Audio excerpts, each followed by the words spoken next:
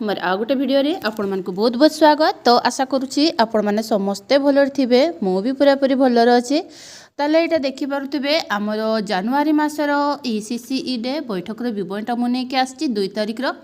तो विवरणटा पढ़ी शुणेबा आगु मोर आपण मानकु रिक्वेस्ट, जदि आपण माने मो चैनल फर्स्ट टाइम आछंती ताले मो चैनल को निहाती सब्सक्राइब कर देबे, बेल आइकन को चाकी देबे, ताले एही परि भाव रे इन्फॉर्मेशन वीडियो सब आपण पाई परिबे। तो चलून ताले हम स्टार्ट कर दबा। अद्यता 2/1/2024 रिख दिबा 1 घटिका समय रे अंगनवाड़ी केन्द्र बड़भुंडू ठारे ECCE डे अंकुर दिवस पालन करागला। उक्त दिवस रे 0 ରୁ 6 वर्षर शिशु मानकर अभिभावक, ग्राम शिक्षा कमिटीर मेंबर, गाँ कल्याण समितिर मेंबर, NGO सदस्य, SAG मेंबर, वार्ड मेंबर, शिक्षक शिक्षयित्री, जेजेबापा जेजेमा, ग्राम मुखिया, सुपरभाइजर, स्वास्थ्यकर्मी, अंगनवाड़ी और सहकर्मी इत्यादि बैठक में सामिल होइथिले। आलोच्य विषय नणंद भाउज खट्टा मिठा।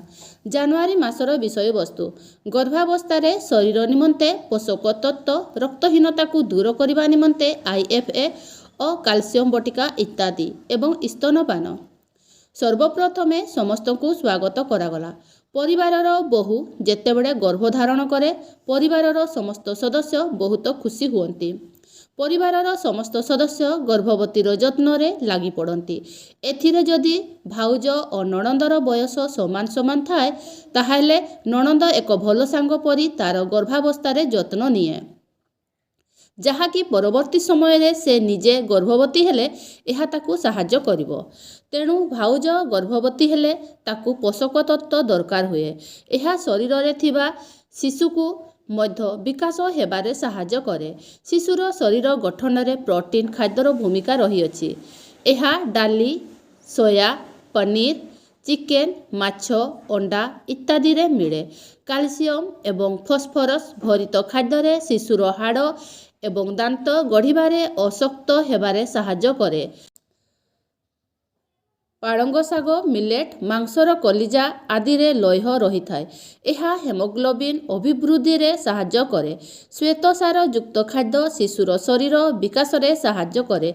दिन को 8-10 गिलास पानी पियंतु।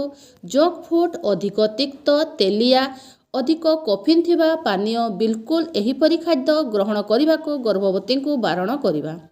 परिवारर सदस्य माने गर्भवती महिला को VHSND दिवस रे गर्भ परीक्षा कराइबा पई अंगनवाड़ी केन्द्र को आनिबे।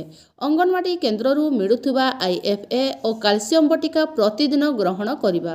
एहा गर्भवती महिला शरीर रे हेमोग्लोबिन कम हेबाकू देई न थाए। गर्भवती महिला मानसिक स्तर रे शिशु निमंते निजको प्रस्तुत करिवे। सेथिपाई निजर स्तनर उपर अंश को भल भावरे सफा करिवे। एहा द्वारा शिशु निमंते क्षीर आसीबारे बाधा रहिबो नाही। प्रसव हेबार 1 घंटा मध्य शिशु को स्तनपान करांतु।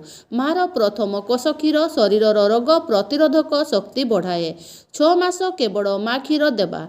शिशु जे पर्यंत चाहिबो माँ क्षीर पी पारिबो।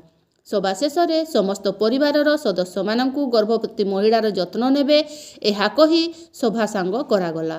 तो मु एहीपरि भाबरे लेखिछि। जदि आपन को एथिर आहुरी किछि ऐड करिबार थाए ताले आपन करि परिबे। तो ठीक अछि, ताले रहुछि, देखा हबो मोर नेक्स्ट वीडियो रे।